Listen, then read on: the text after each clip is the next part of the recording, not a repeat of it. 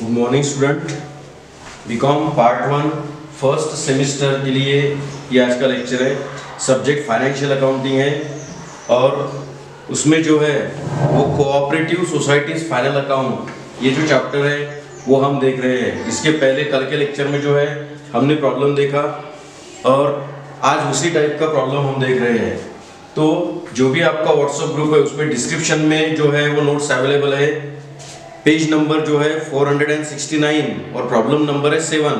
थोड़ा मैं पढ़ लेता हूँ, उस पर से एक आइडिया क्लियर हो जाएंगी। From the following information prepare trading account, profit and loss account of Mahalakshmi cooperative society for the year ended 31 March 2004 and balance sheet as on that date.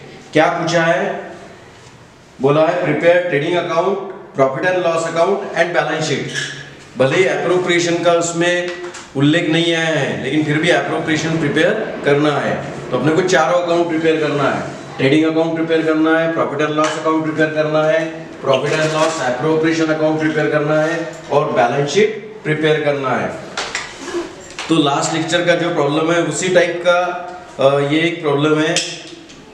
इसलिए हम पहले चारों फाइनल अकाउंट मतलब चारों आपको प्रिपेयर करना है। तो एक ड्रॉ कर लेते हैं अंदाज से। ट्रेडिंग अकाउंट लगभग हाफ पेज के लिए, profit and loss account half page से थोड़ा ज्यादा, profit and loss appropriation account लगभग हाफ पेज के लिए और बैलेंस शीट लगभग अपने को फुल पेज लगेगा। सिर्फ हेड ध्यान में रखना है। बैलेंस शीट के जो हेड है लायबिलिटी साइड के और असेट साइड के वो ध्यान में रखना है। वो हेड वाइज ही आइटम लिखना है। तो जैसा कि हमने पिछले प्रॉब्लम में स्टार्ट किया था, एडजस्टमेंट से स्टार्ट करेंगे।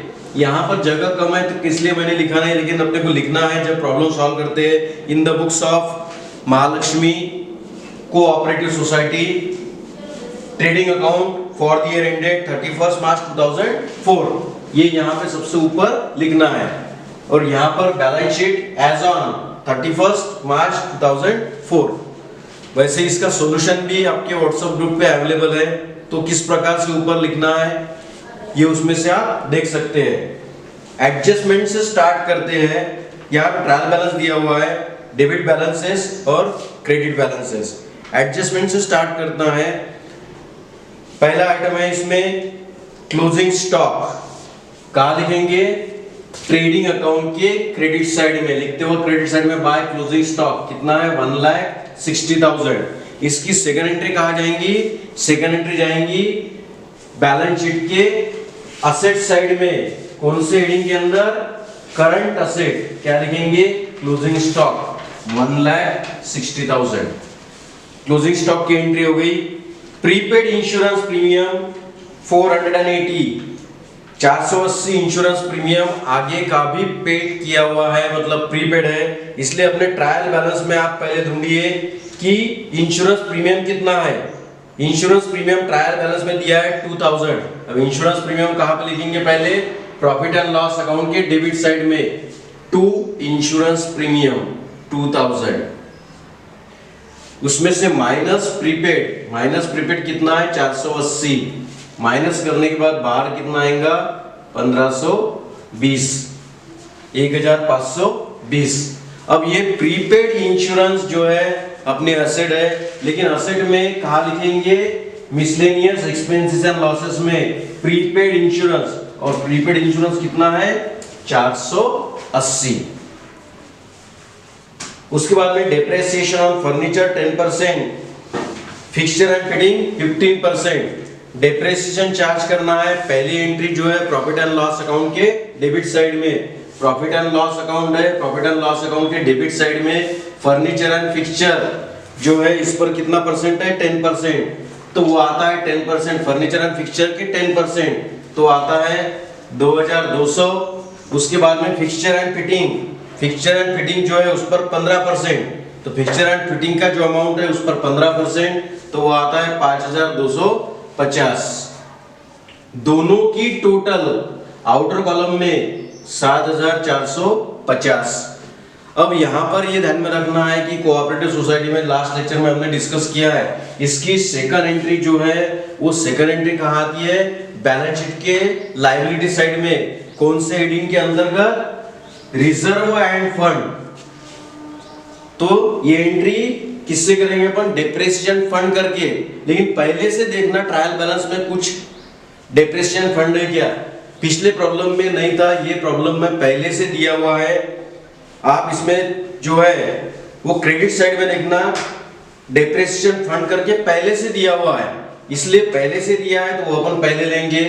इसलिए डेप्रिसिएशन फंड जो पहले से दिया हुआ है ट्रायल बैलेंस में वो है 5780 प्लस नई प्रोविजन जो अभी हमने की वो कितना है 7450 और बाहर आएंगे 13230।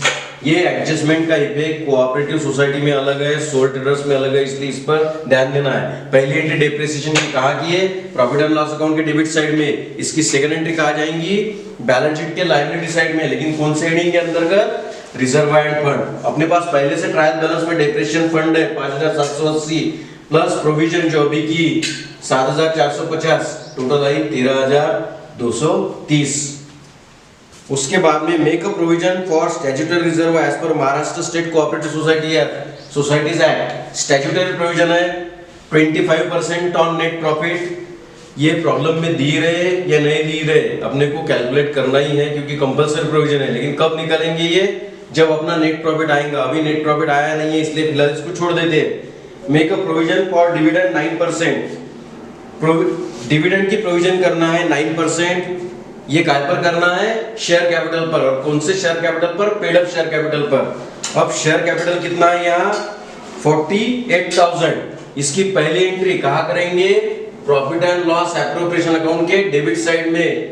Provision for dividend 9% on 48,000। 48,000 share capital है। ये डिविडेंड की प्रोविजन हमेशा शेयर कैपिटल पे करना है, पेड अप शेयर कैपिटल पे करना है।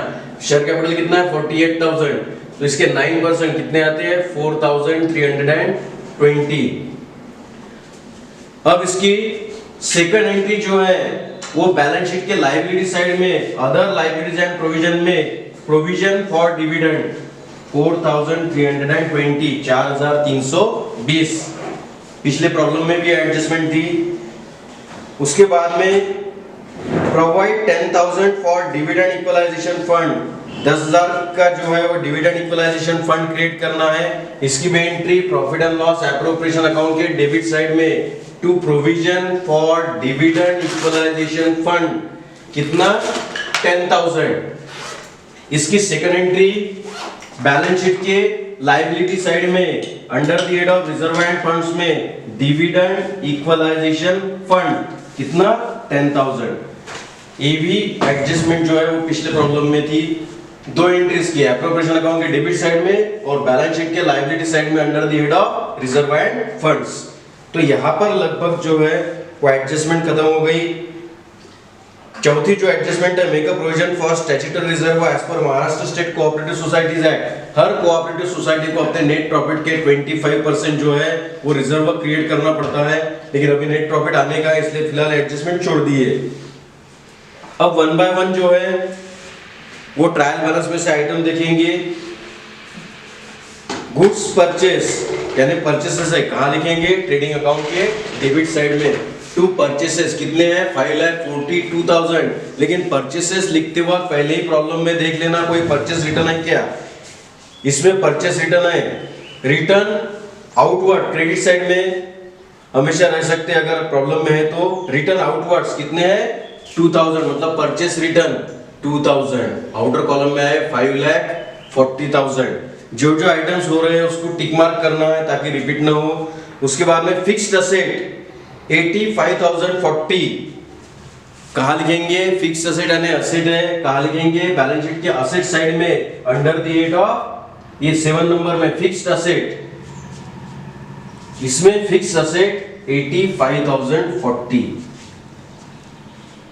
उसके बाद में जो है फर्नीचर भी उसी के नीचे, फर्नीचर एंड फिटिंग्स 35,000। अब डेप्रिसिएशन की एंट्रीज में अलग है, इसमें अलग कोऑपरेटिव सोसाइटी में, इसलिए फिर से माइनस करने की जरूरत यहां नहीं है। उसके बाद में रिटर्न इनवर्ड्स सेल्स रिटर्न है यानी इसके लिए सेल्स देखेंगे, क्रेडिट साइड में सेल्स दिया है 5,48,700, 5,48,700 माइनस रिटर्न कितना है 8,000, आउटर कॉलम में कितने आएंगे 5,40,700, यानी रिटर्न इनवर्स हो गया, उसके साथ साथ सेल्स हो गया, टिक मार्क करते जाएंगे वन बाय वन। उसके बाद में कैरेज इनवर्ड कहाँ लिखेंगे, trading account debit side, trading account debit side to carriage inward 1000।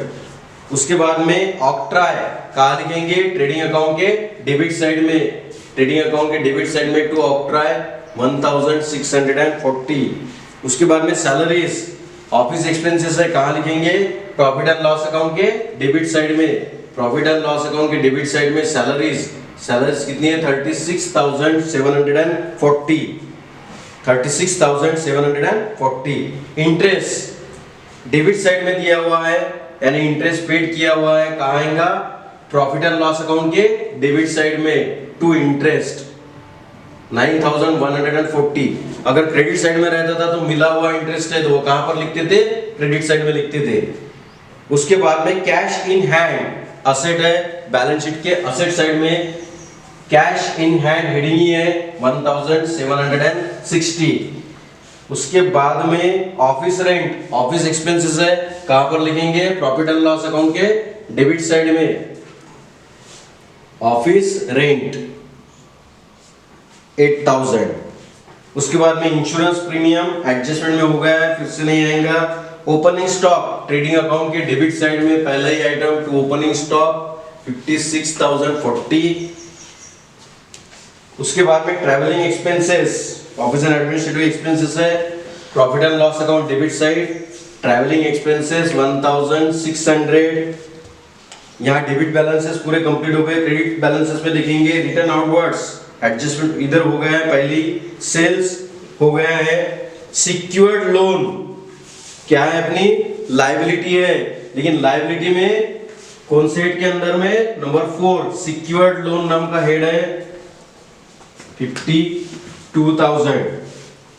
उसके बाद में कमीशन क्रेडिट साइड में दिया हुआ है, मतलब मिला हुआ कमीशन है, कहां पर लिखेंगे, profit and loss account credit side by commission 36,700। अगर डेबिट साइड में रहा रहता था तो दिया हुआ है तो कहां पे लिखते थे, यहाँ प्रॉफिट एंड लॉस अकाउंट के डेबिट में लिखते थे।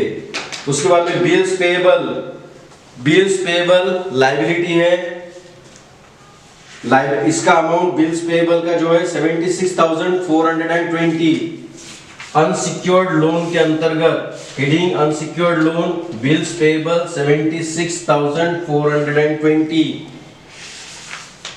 उसके बाद में स्टैट्यूटरी रिजर्व 40,400। स्टैट्यूटरी रिजर्व कहां पर लिखेंगे, बैलेंस शीट के लायबिलिटी साइड में under the head of reserve end fund statutory reserve अंदर कॉलम में लिखेंगे 40,400।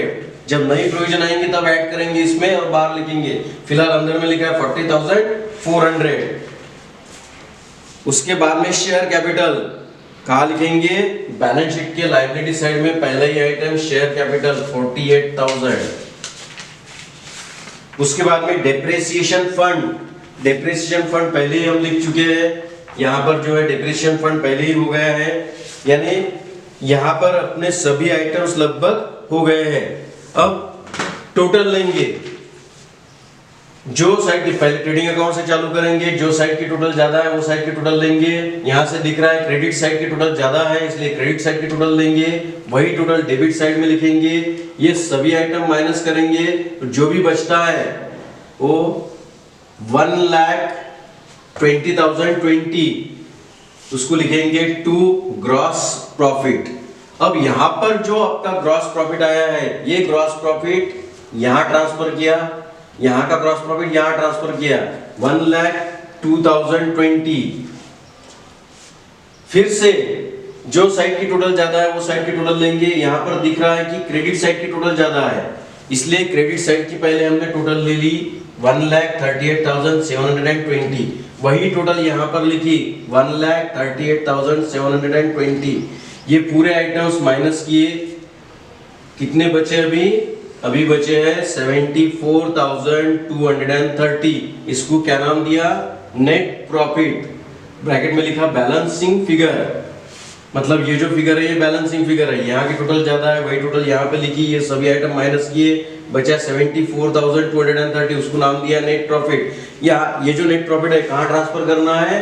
Profit and loss appropriation account के क्रेडिट साइड में बाय नेट प्रॉफिट 74,230। इसमें से अब यहां पर ये ध्यान में रखना है हर बार कि जो कंपलसरी प्रोविजन है, make a provision on statutory reserve 25% on net profit, वो चाहे दिया रहे या नहीं दिया रहे, आपको निकालना है। इसलिए to provision on statutory reserve bracket में लिखा 25% ऑन नेट प्रॉफिट। ये जो नेट प्रॉफिट निकाला है यहाँ पर, इसके 25% तो आता है 18,558। इसी के साथ साथ इसकी सेकंड एंट्री भी कर लो। इसकी सेकंड एंट्री कहाँ होंगी? सेकंड एंट्री बैलेंस शीट के लायबिलिटी साइड में under the head of reserve end fund. पहले से हमने लिखा है स्टैट्यूटरी रिजर्व जो ट्रायल बैलेंस में दिया हुआ था, प्लस ये नई प्रोविजन। नई प्रोविजन कितनी की? 18,558। 18,558 बाहर कितने गए? 58,958, 58,958। अब फिर से जो साइड की टोटल ज्यादा है वो साइड की टोटल लेंगे। क्रेडिट साइड की टोटल ज्यादा है इसलिए क्रेडिट साइड की टोटल ली 74,230। वही टोटल डेबिट साइड में लिखी 74,230। बैलेंस है, ये सभी माइनस करने के बाद बैलेंस आया है 41,352। 41,352। इसको क्या लिखा? By balance carried down, bracket में लिख सकते हैं बैलेंसिंग फिगर। अब इसको कहाँ लेके जाना है? इसको लेके जाना है बैलेंस शीट के लायबिलिटी साइड में under the head of profit and loss account. Heading है प्रॉफिट एंड लॉस अकाउंट, उसमें लिखा बैलेंस ब्रॉट डाउन। बैलेंस कितना है? 41,352। यहाँ का बैलेंस यहाँ कैरी फॉरवर्ड किया। अब सभी आइटम्स अगर अपने हो गए हैं तो हम टोटल लेंगे और टोटल आपकी आनी चाहिए 3,04,280।